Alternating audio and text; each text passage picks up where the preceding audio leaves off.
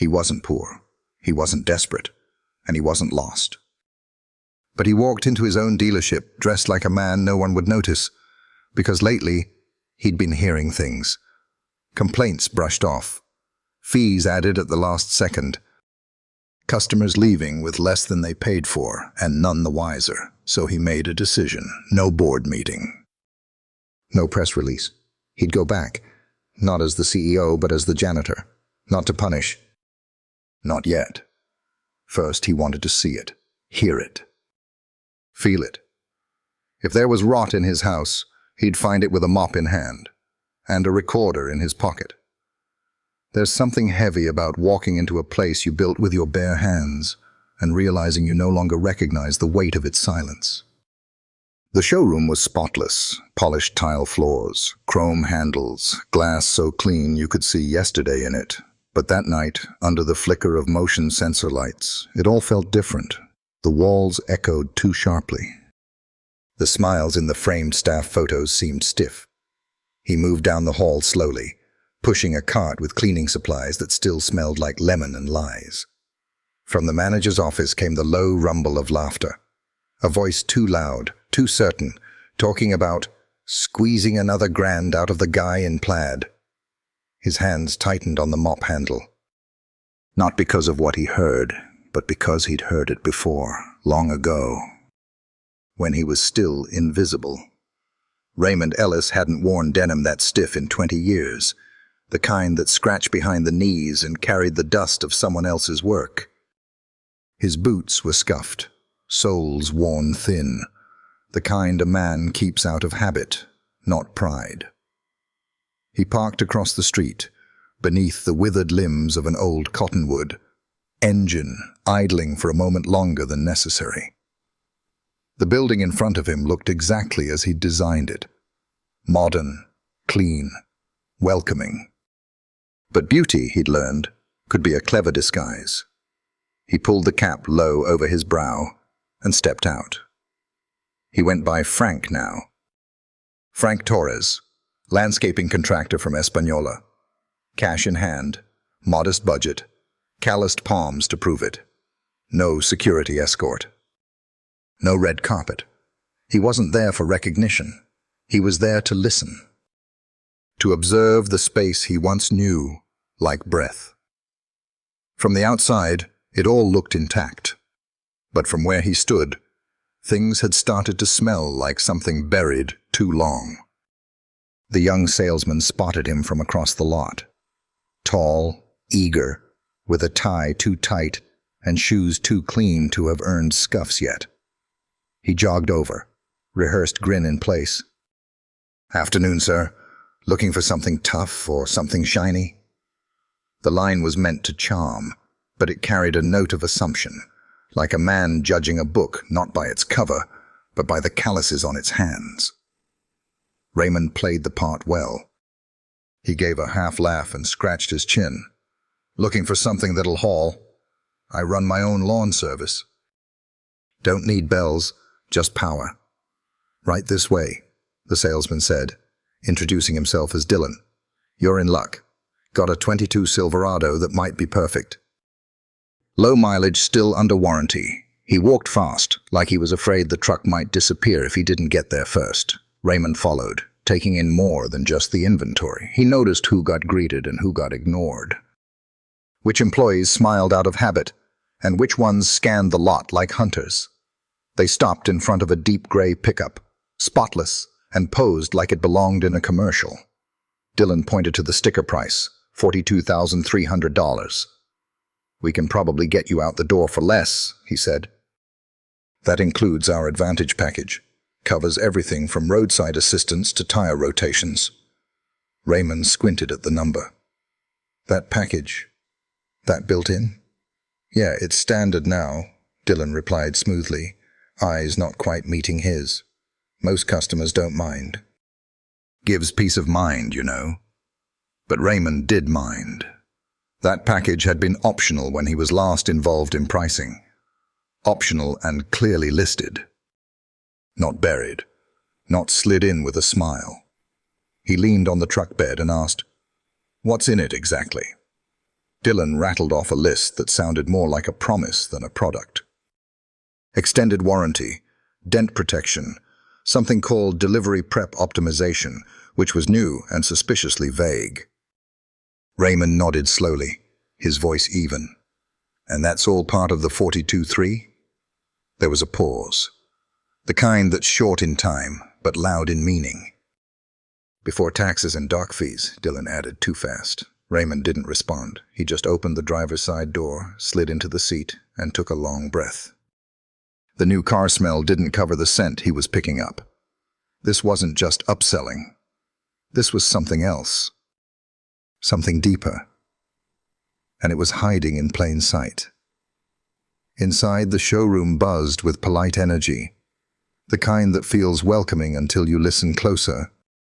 Phones clicked, keyboards tapped, and voices floated through the air like elevator music, layered over tension. Raymond followed Dylan to a desk tucked between a potted ficus and a framed plaque reading Top Regional Sales, 2023. He sat quietly as Dylan pulled up a digital quote. Raymond glanced around, pretending to admire the decor. In truth, he was scanning faces, watching body language. The conversations here were too neat, too measured. It was like everyone had been rehearsing the same play. Then, a voice rose above the polite noise. It was raw, strained, like a man trying not to break in public. "I'm telling you, that's not the number we discussed." The words came from a desk just 10 feet away. A man sat hunched forward, fists clenched around a folder too small to carry the weight he was holding. His name tag read Greg Thomas. Blue uniform. Steel-toe boots. A photo had slipped out of the folder. A little girl with curly hair and a birthday cake shaped like a school bus. Across from him sat a junior rep, posture tight, avoiding eye contact. "Sir, the final total includes applicable adjustments. Everything's itemized right here." Greg's voice cracked. "But that's $5,000 more. I told you I couldn't go higher. My wife and I, we pulled that money from our savings." That was everything. Raymond felt it in his chest like a memory. He didn't know Greg, but he'd been Greg.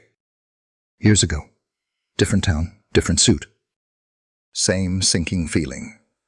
A door opened. The sales manager appeared, Antoine Mason. Crisp charcoal vest. Watch that glinted with intention. He smiled the way only someone in charge learns to smile. Calm, dismissive, final. "Mr. Thomas," he said smoothly, "you signed the agreement. Verbal discussions aren't binding." "The price breakdown is very clear." Greg's shoulders slumped. He looked not just defeated, but humiliated, as if trusting someone had become his mistake. Raymond didn't speak. He didn't flinch, but his jaw tensed as Antoine turned away without so much as a handshake. This wasn't a misunderstanding. This was a method, and Greg wasn't the first. He was just the latest. Raymond leaned back in his chair, folding his arms casually as Dylan tried to regain composure. The younger man cleared his throat and tapped the keyboard like it might buy him time. "So, if we factor in the advantage package, documentation fees, market adjustment..." His voice trailed off when Raymond tilted his head slightly, expression unreadable. "Hold up," Raymond said, tone still polite. "This market adjustment, what exactly are we adjusting for?" Dylan hesitated. Then, like a student guessing on a test, he muttered, "Demand. Inflation. I think." Raymond offered a slow nod, letting silence fill the space. Then he leaned forward, elbows on the desk. "Let me ask you something, Dylan.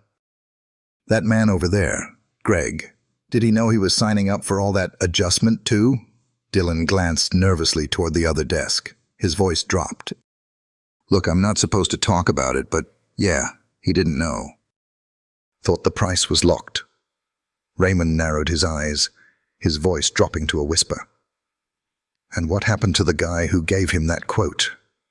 Dylan glanced toward the finance office, then back. Josh. He got let go last week. Technically for missing numbers, but he wouldn't play the game. That's what folks are saying. There it was. Confirmation, not one bad apple, a whole barrel gone sour. Raymond smiled faintly, the kind that didn't reach his eyes. And if someone refuses the package? Dylan didn't answer right away. He swallowed hard. They get reassigned, low hours, no walk-ins. They learn fast. Who teaches them? Dylan didn't say a name. He didn't have to. His glance toward Antoine's office was answer enough. Raymond sat back again, arms crossed over a chest, now humming with anger held in check. He had come looking for a pattern. He was finding a blueprint. Across the room, another customer laughed nervously at something a rep had said, probably a joke to soften the shock of hidden fees. It was happening everywhere. Same smiles. Same script, different victim, and it was all running on muscle memory. He looked back at Dylan. "Appreciate your honesty," he said quietly. "It's rare in this place." Later that afternoon, Dylan returned with a printout, trying to sound upbeat, but already deflated. "Good news," he said. "I spoke to Mr. Mason. He said he's willing to meet with you directly. Said you seemed like a serious buyer." Raymond gave a subtle nod. Of course Antoine wanted a face-to-face. That's how men like him sealed deals, with charm polished by ambition.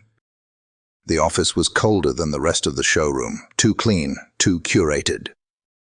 Dark leather chairs, framed motivational quotes about success and perseverance. And behind the desk, Antoine stood like a man who'd already calculated the next 3 moves. "Frank, is it?" he said, extending a firm handshake. "Heard you're looking for something reliable." He gestured toward the seat. "Let's make this work." Raymond sat slowly. "That'd be good, but I'm not one for surprises." Antoine smiled, crisp and practiced. "Of course not." "Neither are we."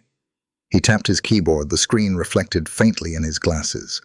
"So, the Silverado, with the Advantage package, processing, prep, and market conditions, we're sitting at 48 flat. But..." He leaned in slightly, lowering his voice like he was sharing a secret. "If you're paying cash, there's a little flexibility, off the record." Raymond raised an eyebrow. "Off the record?" Antoine gave a knowing chuckle. "Look, we don't advertise it, but sometimes we waive certain packages for the right customers, especially if you're not planning to finance. Say, $2,000, cash, under the table. I make the package disappear.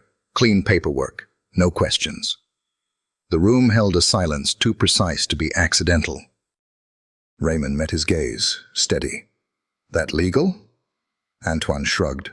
"It's discretionary." "Happens more than you think. You'd be surprised how many smart folks take that offer. Beats paying for fluff, right?" It wasn't the offer that chilled Raymond. It was the casual way it was made, as if ethics were just another upgrade, available only to those who knew how to ask. Antoine sat back, hands folded, confident. "At the end of the day," he said, "nobody gets hurt. Everyone wins." Raymond didn't blink, but in his pocket, the voice recorder was still running. And this time it wasn't just catching corruption. It was catching pride. Raymond stepped out of the office with a calmness that didn't match the current in his chest. The kind of calm that only came before a storm. He walked past the service desk, past the gleaming wall of awards, until he reached the intercom mounted on the showroom pillar. Without hesitation, he pressed the button. A sharp tone echoed, snapping conversations mid-sentence. Employees looked up, puzzled. "All staff to the showroom floor." His voice rang out, even, firm. "Now." There was a pause, a beat of confusion. Then footsteps shuffled in from every direction. Sales reps, receptionists, 2 mechanics in oil-stained uniforms. They gathered like students in a hallway, murmuring about who this man might be. Only Dylan stood still, eyes wide, already understanding. Raymond turned to face them, removed his cap, and for the first time all day, let the light fall fully on his face. "My name," he said slowly, "is Raymond Ellis." Gasps broke the silence like cracking glass. One woman stepped back, hand over her mouth. Antoine, standing in the background, went pale. "I founded this dealership 15 years ago," Raymond continued, voice steady, eyes locked ahead. "Not to get rich, not to trick working folks out of their savings, but to build a place where people could be treated with decency, with dignity." He held up his phone, thumbed the screen, and played back Antoine's voice, crisp and clear.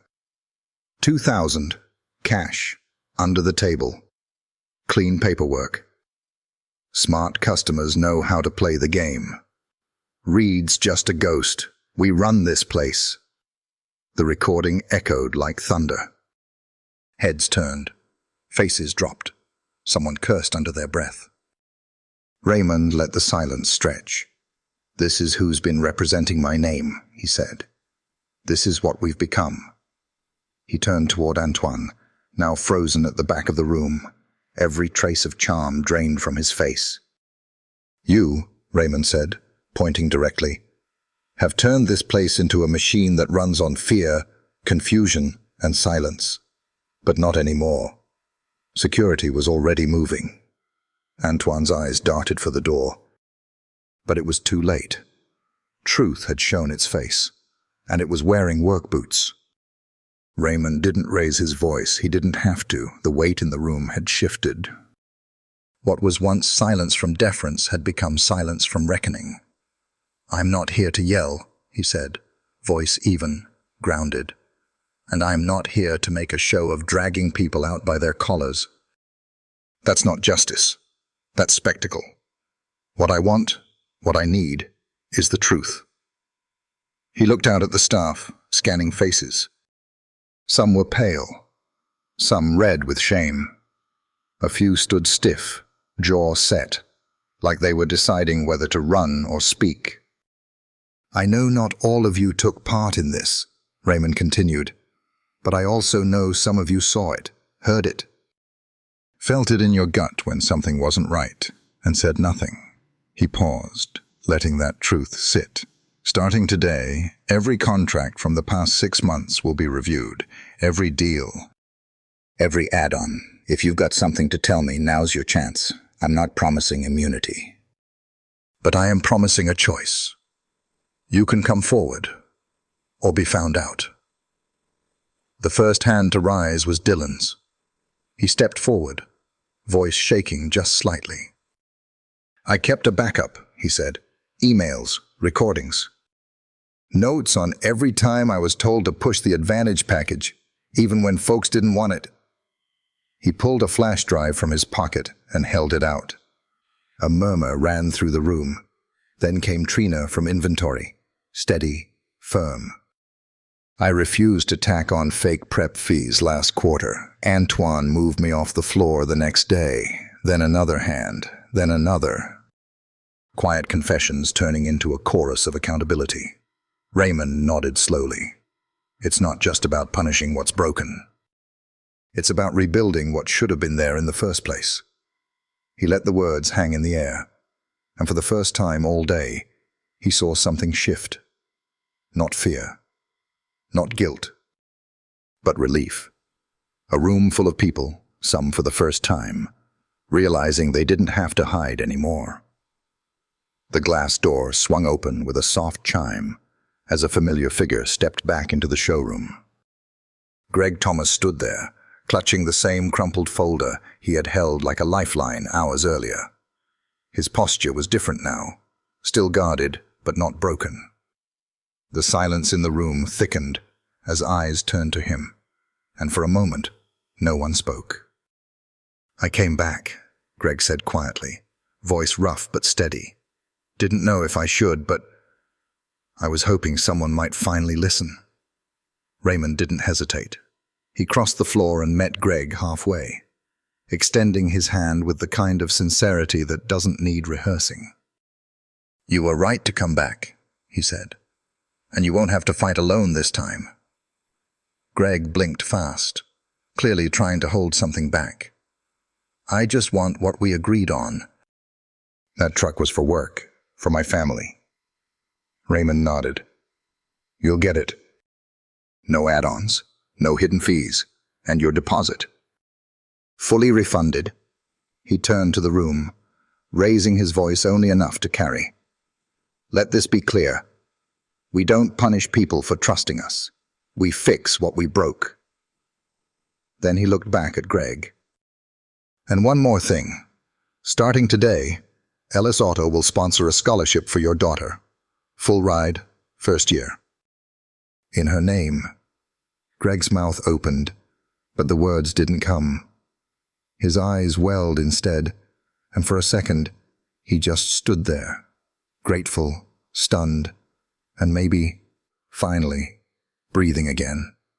The room exhaled with him. A ripple of quiet awe moved through the staff, not performative, not rehearsed, just real. And in that moment, the atmosphere shifted from exposure to restoration. This wasn't just about kicking out a corrupt manager. It was about choosing a new culture. One transaction, one story, one person at a time. Raymond placed a hand on Greg's shoulder. "You're not just a customer, Mr. Thomas. You're the reason this place exists." And for the first time in a long time, that didn't sound like marketing. It sounded like truth. Months later, the lot looked different, not in size or layout, but in spirit. Banners fluttered in the New Mexico breeze, reading Community Appreciation Day. Kids ran between food trucks and bounce houses. Families wandered between rows of freshly washed vehicles, not to be sold to, but to be welcomed. The smell of barbecue mingled with laughter and music, and for once, the only numbers anyone cared about were raffle tickets and t-shirt sizes. Raymond stood near the entrance, arms crossed lightly, a quiet smile on his face. He wasn't wearing a suit, no name tag, just a polo and jeans, same as everyone else. No one lined up for handshakes, no spotlights, just small nods, warm greetings, honest eyes. A framed letter hung in the new customer lounge. A thank you from Greg's daughter, handwritten and signed in blue ink. "Thank you for believing in my father and in families like ours. I'll make this scholarship count." Next to it, a photo. Greg shaking Raymond's hand, both of them smiling with a pride that needed no caption. Nearby, Trina now led the newly formed customer advocacy team. Dylan trained new hires, walking them through scripts that started not with sales goals, but with listening. Even Josh, the one who'd been let go, was back, standing near the welcome tent, handing out iced tea and jokes with equal ease. The Advantage package? It was still available, but no longer hidden. Now it sat on a simple laminated sheet, clearly explained, easy to decline. Raymond glanced up at the building facade. The name hadn't changed, Ellis Auto Group, but below it, mounted in clean bronze, was a new plaque. "We don't sell cars. We earn trust." He exhaled slowly, hands in pockets, watching a young couple laugh with their toddler beside a red SUV. Not closing a deal. Just living, just being seen. Because in the end, Raymond hadn't come back to expose a villain. He'd come back to remember why he started. And in doing so, he gave everyone else, staff, customers, community, the space to remember too. Not perfect. Not finished. But real. And for the first time in years, that was more than enough.